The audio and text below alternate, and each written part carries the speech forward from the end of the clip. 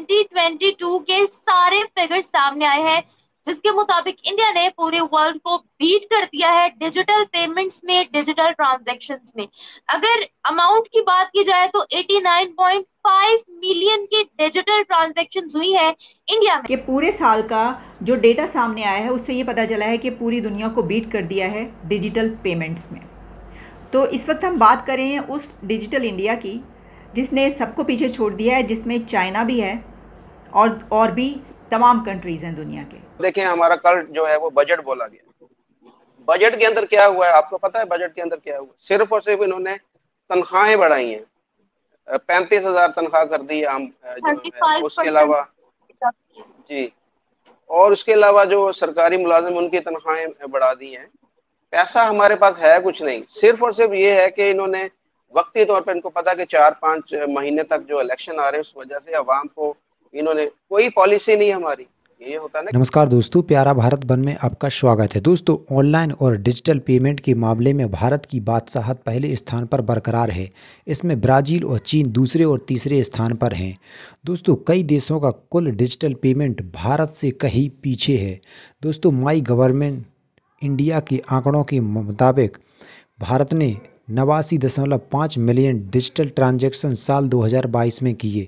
इसमें लगातार विस्तार और नए प्रयोग के कारण हम एक कैशलेस इकोनॉमी की तरफ बढ़ रहे हैं। तो चलिए दोस्तों, पाक मीडिया की इस पर क्या राय है, वीडियो को शुरू करते हैं। तो अगर आप पूरी दुनिया का 4 कंट्रीज़ की डिजिटल ट्रांजैक्शंस को कंबाइन कर लें तो आपको पता चलता है कि वो एक कंट्री की बनती है जिसने सबको बीट कर दिया है। सरपास इंडिया ने कर चुका है इसमें टॉप वर्ल्ड रैंकिंग इन डिजिटल पेमेंट्स। तो 4 मुल्कों की टोटल मिलाकर एक मुल्क की बन रही है। अब ये क्यों इतना इम्पॉर्टेंट है? देखें, ये तो आप पता ही आपको, और हम इसके ऊपर बात भी करते रहे हैं कि जो कैशलेस इकोनॉमी है दुनिया उसी की तरफ बढ़ रही है बहुत तेज़ी से। तो इसमें कई कंट्रीज़ हमें बहुत टॉप ऑफ द लिस्ट नज़र आते हैं। अच्छा, डिजिटल पेमेंट्स के बेनिफिट्स क्या हैं? बहुत सारे पेमेंट बेनिफिट्स हैं, लेकिन इसमें एक बड़ा बेनिफिट ये होता है कि जो आपके टैक्स से लोग बच जाते हैं ना, तो जब आपका कंट्री पूरे तरीके से डिजिटलाइज हो जाए और आपकी पेमेंट्स डिजिटल करेंसी में हो रही हो, तो उससे ये होता है कि आप पकड़े जाते हैं अगर आप टैक्स नहीं दे रहे होते, यानी आप उसमें आ जाते हैं, रडार पे आ जाते हैं। तो इस तरीके से आपका टैक्स सिस्टम भी बेहतर होता जाता है। तो मेरा ख्याल है कि हमारे मुल्क के लिए तो फिर ये बहुत ही ज़रूरी है, ऐसे कंट्रीज़ के लिए जहाँ पर लोग टैक्स बचाते हैं, नहीं देते। तो जैसे जैसे ये डिजिटल पेमेंट्स बढ़ रही हैं तो इसका एक फ़ायदा ये भी होता है कि आपके कंट्री में टैक्स सिस्टम भी बेहतर होता जाता है। लोग ज़्यादा से ज़्यादा टैक्स के अंदर आते जाते हैं अपने पे करने के लिए। अच्छा, अब इसकी कुछ और डिटेल्स जो मेरे सामने है वो ये कहा जा रहा है कि India's digital economy to grow 5-fold at $1 trillion by 2030 तक आप देखेंगे कि इस हद यहाँ तक पहुँच चुका होगा इंडिया। और इसमें ये बहुत ज़रूरी है कि आपके पास टेक्नोलॉजी हो। देखें, कोई भी कंट्री जब इसमें ऊपर अच्छा, इससे हमें ये भी पता चलता है कि अगर India top of the world है रैंकिंग में इसमें, तो इसका मतलब ये हुआ कि सबसे बेहतर टेक्नोलॉजी इंडिया के पास है इस सिस्टम में। क्योंकि अगर आपका मुल्क टेक्नोलॉजी में आगे नहीं है तो वो ये कर ही नहीं सकता। ये जो सारा तरीक़ाकार है डिजिटल पेमेंट्स का, ये तो टेक्नोलॉजी से जुड़ा हुआ है ना। तो अगर आप आईटी में, टेक्नोलॉजी में, इसमें आगे नहीं हैं, बहुत पीछे हैं, तो आप ऐसा नहीं कर सकते। जैसे कि हम अपने कंट्री की अगर बात कर लें तो उसके लिए हमारे लिए ये बहुत ज़रूरी होगा कि हम आईटी को, टेक्नोलॉजी को आगे बढ़ाएं। जब तक हमारे पास टैक्स सिस्टम बेहतर नहीं होगा तो हम कैसे इसमें आगे बढ़ेंगे? क्योंकि ये तो वहाँ पर तो, और जो ऐसे कंट्रीज़ हैं जहाँ पर इस तरीके से पेमेंट्स होती हैं वहाँ पे, बल्कि अगर आप अब बाहर जाएं तो रिसेंटली अगर आपका जाना हुआ है, पहले 4-5 साल पहले ऐसा सच इस हद तक नहीं था। 4-5 नहीं, या आप कह लें कि 5-6-7 साल पहले जब आप बाहर की किसी कंट्री में जाते थे तो आपको पता चलता था कि नहीं, आप कैश के ज़रिए भी पेमेंट्स होती थी, कर सकते। यूपीआई लॉन्च हुआ था तो काफी ज्यादा सक्सेसफुल रहा। हमने देखा कि अमेरिका तक ने यूपीआई डिमांड किया, बड़े बड़े ममालिक ने यूपीआई की तारीफ की और डिमांड भी किया। आपको क्या लगता है, आपको पता है कि अब जो ममालिक दूसरे और तीसरे नंबर पर भी आ रहे हैं, उनकी अमाउंट में भी और इंडिया की अमाउंट में भी जमीन आसमान का डिफरेंस है। फॉर एग्जाम्पल, अगर ब्राजील दूसरे नंबर पर है तो 29 मिलियन डिजिटल ट्रांजेक्शन के साथ दूसरे नंबर पर है। अगर चाइना तीसरे नंबर पर है, 17 मिलियन कि ट्रांजैक्शन के साथ तीसरे नंबर पर है। बहुत ज्यादा फर्क है 89 बहुत मिलियन में फर्क। और 29 और 17 मिलियन में। अगर हम अपनी बात करें तो पिछले ही महीनों में पाकिस्तान की इकोनॉमी, पाकिस्तान की मईशत 24वें नंबर से 47वें नंबर पर हमें आती हुई दिखाई दी, ये पता चला। क्या लगता है आपको कि हम कब तक लिस्ट पर आएंगे? क्योंकि हम हमेशा कहते हैं कि हम लोग सबसे आगे, सबसे आगे हैं, लेकिन अगर हम एक्चुअल फैक्ट्स एंड फिगर्स को देखें, क्या लगता है कि हम लोग कब तक आकर कंपटीशन देने वाले हैं? भारत को नहीं, दूसरी कंट्रीज को। देखिए, मुझे तो नहीं लगता।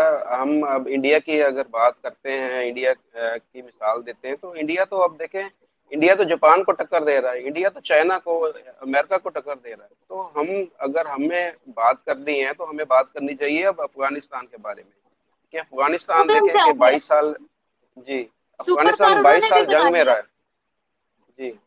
तो हम हमसे उनका देखें, डॉलर, उनके जो करेंसी है वो डॉलर में हमसे बेहतर है। बांग्लादेश देख लें, बांग्लादेश हमारा ही हिस्सा था, अब 71 में हमसे अलग हुआ है, तो वो कहाँ पर पहुंच गया है। तो हमें ईरान को देखें, ईरान के ऊपर पाबंदियां लगी हुई है, सारा कुछ है, लेकिन उसकी इकोनॉमी हमसे बेहतर है। तो हम इंडिया की मिसाल, मेरे ख्याल में, या उनका कंपैरिजन करना हमारे लिए अब मुनासिब नहीं है। हमें देखना चाहिए कि बांग्लादेश ने, अब पाकिस्तान की जो जितने भी, मैं आपको बताऊं, बिजनेसमैन हैं जो टेक्सटाइल से रिलेटेड हैं, यहाँ पर आपको पता है कि पाकिस्तान के अंदर जो कॉस्ट ऑफ प्रोडक्शन है वो बहुत ज्यादा है। रॉ मटेरियल हमारा सारा टोटली इंपोर्ट होता है चाइना से। उसकी वजह से जितने भी पाकिस्तान के अंदर बड़े बड़े जो टेक्सटाइल इंडस्ट्री थी, वो सारी की सारी जो है वो बांग्लादेश शिफ्ट होगी। बांग्लादेश ने उनको ऑफर किया कि हमारे पास आप आए, आपको बिजली भी सस्ती मिलेगी, लेबर भी सस्ती मिलेगी, कोई टैक्स नहीं होगा।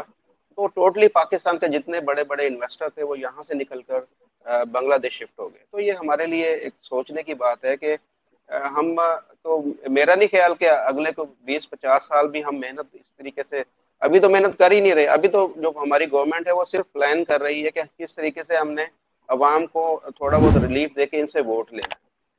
ना हमारे जो इमरान खान साहब पहले थे, उनकी कोई प्लानिंग थी, 4 साल उन्होंने गवर्नमेंट की। ये को 20-25 साल, 30 साल इनकी गवर्नमेंट हो चुकी है मुख्तलिफ उद्वार में। तो कोई प्लानिंग नहीं होती इनकी कि हमने मुल्क को आगे कैसे लेके जाना है, हमारी जो इकोनॉमी है उसको कैसे हमने बिल्डअप करना है। अब टेस्ला देखें, इंडिया के अंदर आ गई। कोई भी जो यूनिट्स है, जो भी इंटरनेशनल, कोई भी बड़े बड़े जो जितने भी इंडस्ट्रीज हैं, अगर इंडिया के अंदर वो अपना बिजनेस करना चाहते हैं, तो इंडिया के लोग जो है वहाँ के, जो वो ये कहते हैं कि जी आप अपना जो प्रोडक्शन प्लांट है वो इंडिया के अंदर लगाएंगे।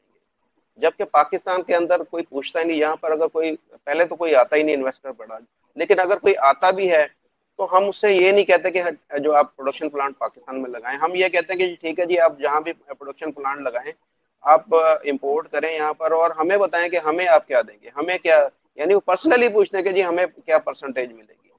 तो ये हमारा और इंडिया का फर्क यही है कि वो अपने मुल्क के लिए सोचते हैं, वो कैसे इस मुल्क को बेहतर करना है या उसको कैसे फास्ट ग्रोइंग करना। हम यहाँ पर ये सोचते हैं कि हमें क्या मिलेगा, हमारी फैमिली, हमारे बच्चों, बीवी बच्चों के लिए हम सोचते हैं। मुल्क के लिए जब सोचना शुरू करते हैं कि कोई भी लीडर है हमारा, हमारा अव्वल तो लीडर है ही नहीं। पाकिस्तान के अंदर कोई लीडर नहीं है, पाकिस्तान के अंदर सारे सियासतदान बैठे हैं और वो अपने